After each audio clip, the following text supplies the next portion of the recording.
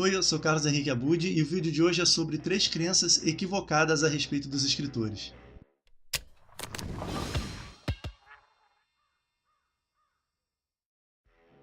Eu resolvi fazer um vídeo sobre isso por conta de um momento que eu já vivi várias vezes em palestras e eventos literários.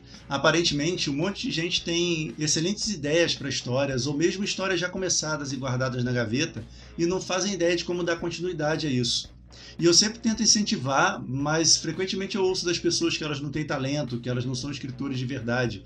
Elas vêm me perguntar como é que é escrever um livro, como é que é a sensação de terminar uma história, como se eu tivesse alguma habilidade especial, algum poder mágico. Então hoje eu vou falar sobre as 3 principais crenças, segundo a minha experiência, que costumam desestimular e impedir muita gente de escrever boas histórias. O primeiro desses mitos é o seguinte: eu não sei muito bem português e os escritores nunca erram gramática nem ortografia. Essa afirmação não procede por 2 motivos. Primeiro, porque até quem vive de ensinar português às vezes comete um erro ou tem uma dúvida. E segundo, que na hora que as ideias estão indo para o papel pela primeira vez, o português correto não é a prioridade. É claro que a gente deve sempre tentar escrever o melhor possível, mas isso é completamente diferente de prestar mais atenção a acento, ponto, digitação do que nas ideias que estão ali se formando. Isso atrapalha o fluxo da imaginação. Nos exercícios de escrita criativa que eu faço aqui para o canal, por exemplo, que saem todos os sábados, o link para a playlist está aqui embaixo na descrição, às vezes acontece de eu não colocar um acento, ou de eu esquecer um ponto, ou comer a letra de uma palavra, e eu só vou perceber isso na hora que eu estou editando, mas aí já está gravado. E eu aprendi a não ligar muito, porque escrever bem não é isso. E além do mais, ali só está o primeiro tratamento da história. E durante os exercícios eu estou inventando a história, escrevendo e conversando com a câmera ao mesmo tempo. De maneira nenhuma eu estou falando que o português de um escritor pode ser desleixado mesmo e está tudo certo. Até porque se você apresentar um material para uma editora cheio de erros, a chance dele ser recusado é imensa. A questão é que no primeiro tratamento, no primeiro momento onde a história está se materializando, a preocupação tem que ser com as ideias. O português a gente vê depois. Os tratamentos posteriores, a edição, a revisão estão aí para isso mesmo. E o segundo mito que eu sempre ouço é esse aqui: meu vocabulário é muito pobre e os escritores sempre procuram usar palavras difíceis e rebuscadas em lugar das mais simples. E aqui eu faço um paralelo com a música, que é uma das minhas áreas de formação. Nem todo guitarrista que toca milhões de notas por segundo é capaz de escrever boas músicas. Existem obras aí fantásticas, feitas com melodias simples e acordes super fáceis. Da mesma forma, o autor não precisa complicar sem necessidade. Toda palavra tem sua beleza, então não precisa ir procurar no dicionário as palavras que ninguém conhece, palavras difíceis, para poder escrever um bom texto. Texto bom não é sinônimo de texto rebuscado.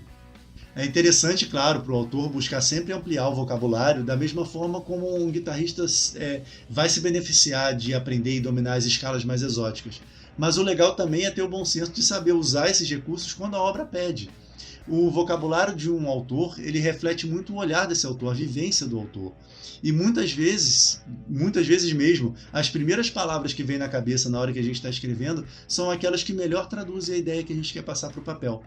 E a terceira crença que eu vou falar aqui nesse vídeo é de que um bom escritor nunca tem bloqueio criativo. De que se a pessoa fica sem ideias ou não sabe como dar continuidade ao trabalho com frequência, ela provavelmente não tem talento para isso. Mentira!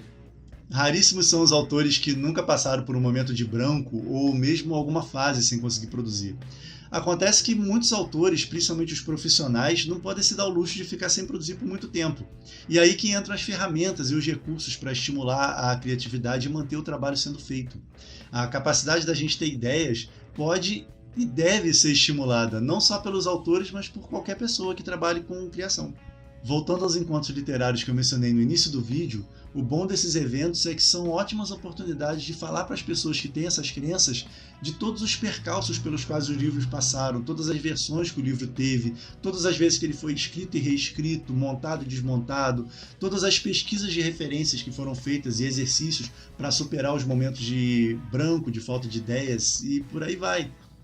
Ou seja, o que faz um artista terminar suas histórias, o que faz um escritor terminar suas histórias, é a persistência e as várias formas que ele vai encontrando de reacender a inspiração para levar os projetos adiante. Então, se você quer ser um escritor, mas achava que não podia por conta de uma dessas 3 crenças, é hora de tirar isso da cabeça e começar ou voltar ao trabalho. E não deixe de conferir os vídeos da série Planos em Prática, que são os exercícios de escrita criativa aqui do canal, e o nosso site e as nossas redes sociais que estão aqui embaixo na descrição. Era isso para o vídeo de hoje, abraços e até a próxima.